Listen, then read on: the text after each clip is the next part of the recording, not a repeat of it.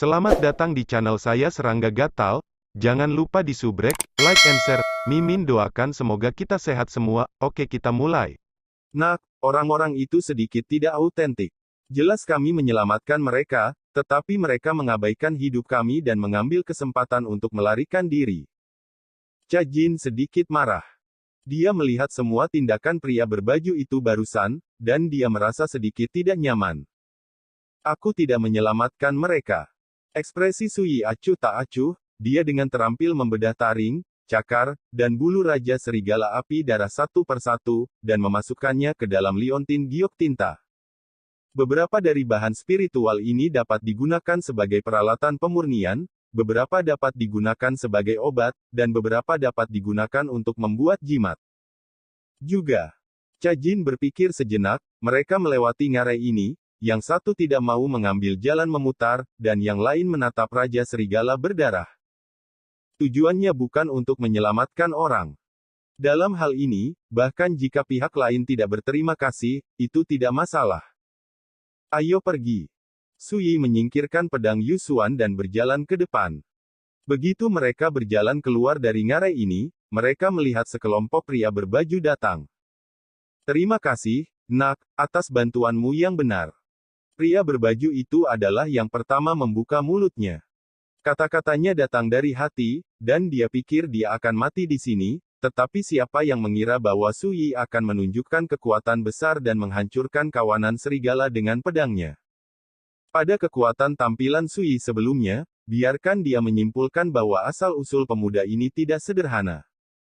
Yang sangat mengejutkan adalah bahwa pemuda ini masih sangat muda, dan dia hanya berkultivasi di alam Qi, tetapi kekuatan yang dia kuasai lebih kuat daripada master biasa. Melihat wilayah Dazu, itu juga bisa disebut tak tertandingi. Generasi 4 karakter pengawal lainnya juga saling menyapa. Cha Jin diam-diam membenci di dalam hatinya, hanya mengambil kesempatan untuk melarikan diri, tetapi sekarang dia berterima kasih kepada Dade, betapa konyolnya. Aku tidak ingin menyelamatkanmu, tidak perlu berterima kasih. Sui berkata dengan acuh tak acuh. Dengar, aku benar, itu bukan kerabat, bagaimana dia bisa menyelamatkan kita? Menurutku, tidak perlu berterima kasih padanya. Gadis rok delima mendengus dingin, terlebih lagi, jika kita tidak menahan serigala berdarah itu sekarang, mereka tidak akan bisa membunuh Raja Serigala dengan mudah. Apa yang kamu katakan, jika bukan karena kami, bagaimana kamu akan hidup? Tidak ada yang perlu disyukuri, bagaimana kamu bisa mengatakan hal seperti itu? Cha Jin tidak bisa menahan diri untuk tidak berbicara. Betapa konyolnya gadis ini, menyelamatkan kalian semua adalah masalah kenyamanan, dan juga benar untuk tidak menyelamatkan kalian, tetapi pada akhirnya dia menggosok hidungnya ke wajahnya. Bahkan pria berbaju itu sedikit malu dan hendak menjelaskan sesuatu. Melihat Sui sudah melambaikan tangannya, dia berkata, apa yang harus dilakukan dengan mereka, ayo pergi. Berhenti. Siapa sangka sebelum dia bisa pergi, gadis dengan rok delima berkata dengan marah, kamu mendengarnya dengan jelas, kami tidak pernah meminta bantuanmu dari awal hingga akhir, mengapa kami harus berterima kasih padamu? Sui tampak membosankan. Ini disebut menakutkan tetapi tidak berbudi luhur. Beraninya gadis ini begitu lancang ketika dia dikepung oleh serigala. Sui tidak repot-repot memperhatikannya, hanya mengangkat kakinya dan pergi. Tembakan ini bukan untuk menyelamatkan pihak lain, dan dia tidak peduli apakah pihak lain berterima kasih. Melihat bahwa dia tidak membantah, dan hendak pergi, gadis dengan rok delima itu tampaknya berpikir bahwa Sui benar, dan berkata, saya belum selesai berbicara, jadi jangan pergi. Sui sedikit mengernyit, berbalik, menatap langsung ke gadis itu, dan berkata dengan acuh tak acuh, oh, apalagi yang ingin kamu katakan? Suasana yang entah kenapa membuat depresi. Pria berbaju itu sepertinya merasakan ada sesuatu yang salah dan berkata, Nona, hari sudah mulai gelap, orang dewasa masih menunggu di kota Yangku. Ini untuk mengingatkan gadis dalam rok delima untuk berhenti membuat masalah dan pergi dengan cepat. Itu juga diam-diam memberi tahu Sui bahwa ada orang besar yang menunggu di kota Yangku di pihak mereka, dan yang terbaik adalah tidak membuat hal-hal terlalu besar. Bibir Sui tidak bisa menahan diri untuk tidak mengangkat lengkungan dingin, dan dia diam, hanya melihat gadis di rok delima. Penatua Kiao, kami jelas memiliki hak, mengapa kami harus pergi? Bukankah ini sepertinya kami bingung? Gadis dalam rok delima melipat tangannya di depan dadanya, dengan postur tinggi, menghadap ke tatapan Sui, dia berkata dengan bangga, kami memasuki gunung kali ini untuk memburu Raja Serigala berdarah itu, dia terbunuh, kamu tidak bisa mengambil rampasannya sendiri. Lagi pula, kami baru saja memainkan peran menahan. Mata Sui menjadi lebih dingin dan dia berkata, jadi, apakah Anda berencana untuk membiarkan saya berbagi rampasan dengan Anda? Gadis dengan rok buah delima berkata dengan tenang, bukankah ini yang harus kamu lakukan? Ketika Cajin mendengar ini, dia hampir tertawa dengan marah, hanya untuk merasakan gelombang kemarahan mengalir ke dalam hatinya, dan mau tidak mau ingin memberi pelajaran pada gadis bodoh ini. Pria berbaju itu diam-diam berteriak. Wanita muda di sampingnya telah dipegang di telapak tangan seluruh klan dan bahkan orang-orang di sekitarnya sejak dia lahir. Dia adalah putri dari kepala keluarga Yu, salah satu dari 5 keluarga teratas di Gunzu. Ini adalah penatua Akademi Tianyuan yang telah pensiun selama bertahun-tahun. Ini membuatnya seperti mutiara yang cerah sejak dia masih kecil. Kemanapun dia pergi, dia dijaga oleh bintang-bintang dan bulan. Hanya di antara anak-anak bangsawan di lingkaran yang sama dengannya, dia akan menjadi pendiam dan rendah hati, dan menahan kesombongannya. Tidak akan pernah mengambil keuntungan dari Anda. Sui berkata dengan acuh tak acuh, ya, Anda dapat menukar 10.000 batu spiritual tingkat 2, bahkan tidak kurang satu pun. Penonton terdiam. 10.000 batu roh tingkat 2. Ini adalah jumlah astronomi di keluarga teratas Gunzu. Aku punya niat baik, tetapi kamu benar-benar membuka mulutmu, apakah itu terlalu banyak? Gadis dalam rok delima berkata dengan marah. Begitu dia mengatakan ini, pria berbaju itu diam-diam mengeluh. Nona, bagaimana Anda bisa berbicara dengan pria kuat yang bisa menembus serigala? Tidak peduli seberapa menonjol Anda dari latar belakang Anda, jika Anda benar-benar saling marah di bukit dan gunung yang tandus ini, saya khawatir tidak akan ada yang mau pergi hidup-hidup. Sui berkata dengan acuh tak acuh, saya memberi Anda kesempatan, tetapi Anda tidak menginginkannya, maka lebih baik tidak mencoba memprovokasi saya, jika tidak, Anda akan benar-benar mati jelek. Dengan itu, dia berbalik. Cajin buru-buru mengikuti. Gadis dalam rok delima gemetar karena marah, dan hendak membuka mulutnya ketika pria berbaju itu meraih lengannya. Dia tampak menakjubkan dan berkata dengan sungguh-sungguh, Nona, kota yang ku ada di depan, mengapa Anda harus marah dengan orang-orang di negara liar ini? Jika terjadi kecelakaan, bagaimana orang dewasa dan yang lainnya bisa memaafkan saya? Apakah saya menunggu? Itu sangat fatal. 4 pengawal lainnya juga santai. Jika mereka tinggal di kota Gunzu, mereka tidak akan memiliki apa-apa. Tapi di hutan belantara ini, itu benar-benar berbeda. Jika pemuda berjubah muda itu memiliki niat jahat barusan, orang-orang ini takut mereka tidak cukup untuk membunuh. Ayo pergi. Gadis dengan rok delima sepertinya tidak tahu tentang ini, dia berjalan ke kejauhan dengan ekspresi kesal. Orang-orang berbaju dengan cepat mengikuti. Tuan muda, saya pikir Anda akan membunuh seseorang dalam kemarahan. Cajin berkata dengan lembut. Pegunungan berangsur-angsur menjadi lembut, dan di kejauhan, Anda bahkan bisa melihat garis besar kota di kaki gunung. Hanya gadis kecil yang merasa benar sendiri, itu tidak akan membuatku marah. Sui berkata dengan acuh tak acuh. Omong-omong, Yuan Luoxi juga sangat arogan dan keras kepala, tetapi dia juga tahu apa artinya membalas kebaikan. Dibandingkan dengan itu, gadis dengan rok buah delima tadi jelas-jelas dimanjakan, memerintah dengan caranya sendiri, melakukan dengan caranya sendiri, dan sama sekali tidak memiliki pengalaman sama sekali. Anda tidak bisa mengatakan bahwa pihak lain itu bodoh. Lokasi dan lingkungan pertumbuhan berbeda, yang sering menyebabkan kesenjangan besar dalam kognisi. Lagi pula, jika itu adalah prajurit lain kali ini, saya akan takut dengan kesombongan gadis dalam rok delima dan tidak akan berani untuk tidak menghormati. Tidak ada kemungkinan konflik dan gesekan. Dalam hal identitas, aku belum tentu lebih buruk darinya, tapi aku jelas tidak menyukainya. Aku tidak tahu apa artinya bersyukur. Cha Jin bergumam. Dunia ini penuh dengan keadaan yang berbeda, sama seperti banyak hal di dunia, semuanya berbeda. Secara umum, itu berarti hutannya besar dan ada semua jenis burung. Su Yi berkata dengan acuh tak acuh, hal kecil itu sekarang bukan apa-apa. Selama percakapan, mereka berdua telah berjalan menuruni jalan gunung yang diukir dengan jelas oleh tenaga kerja, dan mereka dapat dengan jelas melihat sebuah kota di kejauhan. Malam telah jatuh. Kotanya tidak besar, tetapi lampu-lampu mulai bersinar, dan hiruk-pikuk suara dapat terdengar dari jauh, dan itu juga membawa suasana dunia. Setelah selang beberapa hari, ketika saya berjalan keluar dari gunung dan sungai yang tidak berpenghuni, ketika saya melihat kembang api di dunia ini, Cha Jin tidak bisa menahan diri untuk tidak kesurupan. Di lengannya, binatang bermata merah dan bermata biru itu memeriksa otaknya dan mengedipkan matanya yang bundar, tampak penasaran.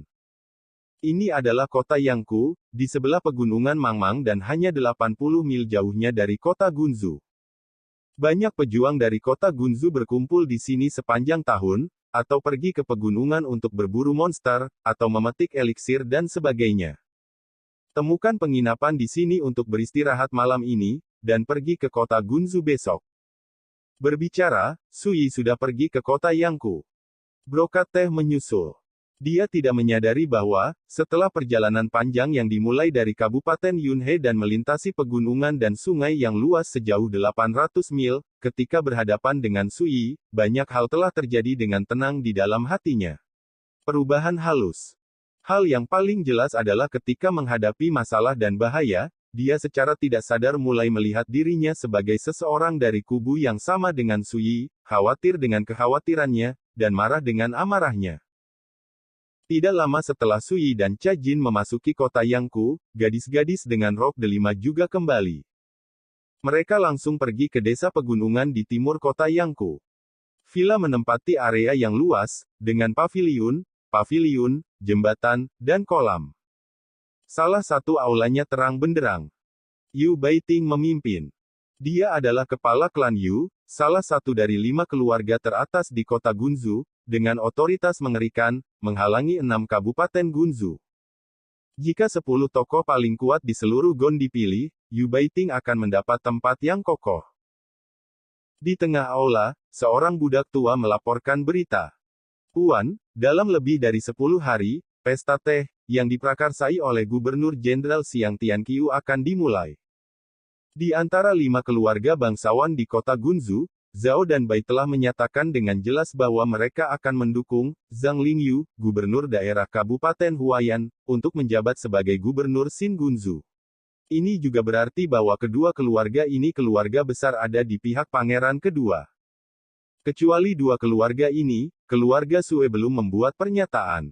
Dikatakan bahwa keluarga Zheng sekarang sangat dekat dengan pangeran ke-6. Mendengar ini, Yu Baiting melambaikan tangannya dan berkata, berita ini tidak ada artinya. Di hadapan kekuatan nyata, pernyataan apapun adalah omong kosong. Dalam analisis terakhir, ini adalah pangeran kedua dan pangeran ke-6 berjuang untuk ini. Posisi gubernur negara bagian. Budak tua itu berkata dengan lembut, Tuan, Gubernur Xiang Tianqiu sedang menunggu jawaban Anda. Yu Baiting berpikir sejenak, lalu berkata, Xiang Tianqiu adalah seorang jenderal yang ganas di kubu pangeran kedua. Dia bermaksud untuk mendukung Zhang Lingyu sebelum dia meninggalkan kantor, saya pikir ini juga arti dari pangeran kedua. Dia mengangkat kepalanya, memandang budak tua itu, dan berkata, jadi, kirimi saya pesan dan beritahu Xiang Tianqiu bahwa sikap keluarga Yu kami sangat sederhana, siapapun yang menang, siapapun yang kami dukung. Budak tua itu tercengang, dan segera mengagumi orang bijak. Menyinggung kedua pangeran ini. Sulit untuk menilai proporsinya. Setelah jeda, ekspresi jijik muncul di alisnya, namun, keluarga Yu kami tidak takut akan hal ini, di kota Gunzu ini, baik pangeran kedua maupun pangeran ke-6 tidak akan berani bersama kami terkoyak. Berbicara tentang ini, dia melambaikan tangannya, kamu pergi. Tidak lama setelah budak tua itu meninggalkan aula, gadis dalam gaun delima masuk dan berkata, ayah, aku kembali. Di belakangnya, pria berbaju itu diikuti. Yu Baiting melirik gadis itu dan bertanya, "Gadis, mengapa kamu terlihat sedikit murung?" Gadis dalam rok delima adalah putrinya Yu Suangning. Yu Suangning cemberut dan berkata, "Ayah, Anda tidak tahu, saya bertemu dengan pria yang penuh kebencian hari ini, dan saya akhirnya mengerti apa artinya menghargai diri sendiri." Yu Baiting terkejut, menatap pria berbaju itu, dan berkata, "Kiao Leng, apa yang terjadi?" Pria berbaju, Kiao Leng, menghela nafas, dan menceritakan kisah pertemuannya dengan serigala berdarah di ngarai hari ini. Itu tidak disembunyikan, juga tidak menambahkan apapun padanya, tetapi beberapa detail dihilangkan. Setelah mendengarkan, Yu Baiting mengerutkan kening dan berkata, "Seorang pria muda di tahap awal Ki Gathering Realm membunuh Raja Serigala Api Darah."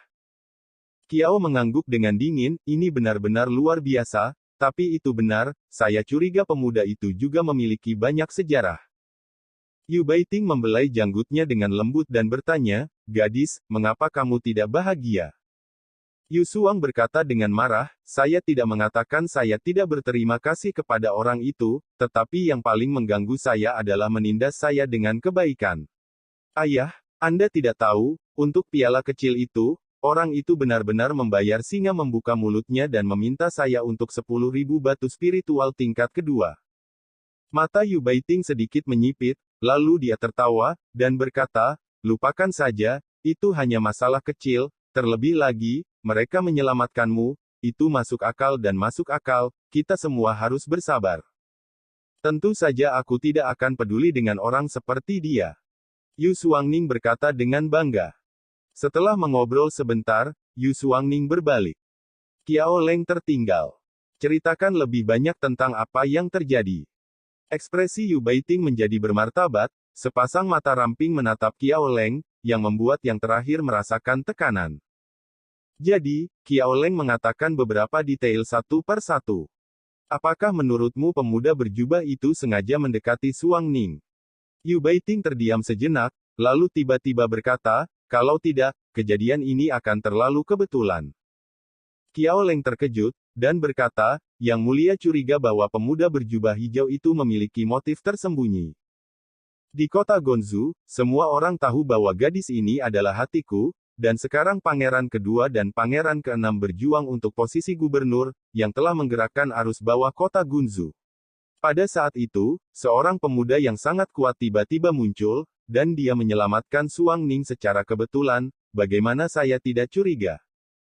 Yu Baiting tampak acuh tak acuh. "Apa maksudmu?" tanya Jo pelan.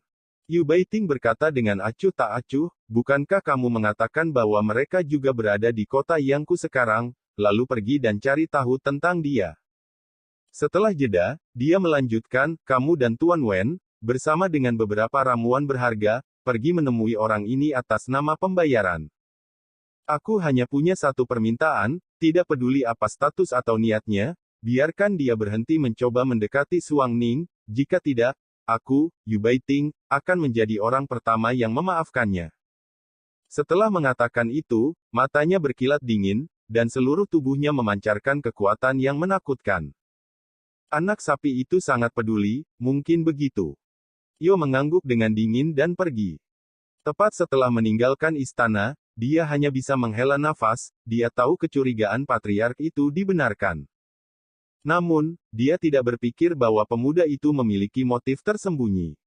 Namun, Kiao Leng juga tahu bahwa tidak ada gunanya mengatakan apapun.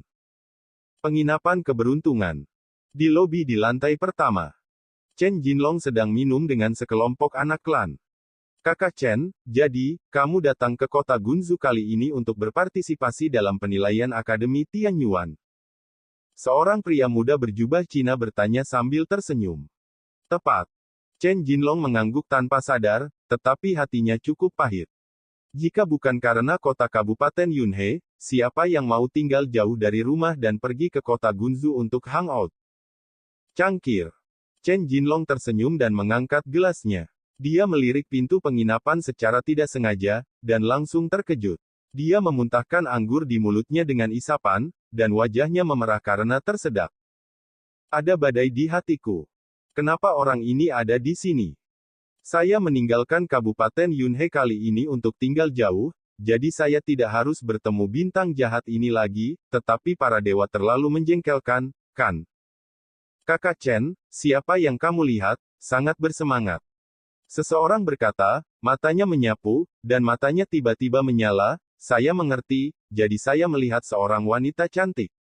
Sayangku, terlalu cantik. Orang lain di meja yang sama tidak bisa tidak melihat secara tidak sadar. Saya melihat seorang pria dan seorang wanita berdiri di depan konter di pintu masuk penginapan. Ketika mereka melihat wanita itu, mata semua orang berbinar, menunjukkan warna yang menakjubkan. Wanita itu juga mengenakan jubah hijau dengan lengan lebar, rambut hitam panjang disanggul, dan leher angsa ramping. Cerah. Pada saat ini, di aula lantai pertama yang awalnya ramai, suaranya jauh lebih tenang, dan banyak mata pria tertuju pada masa lalu. Keindahan tiada taraf seperti itu terlalu langka di kota Yangku ini.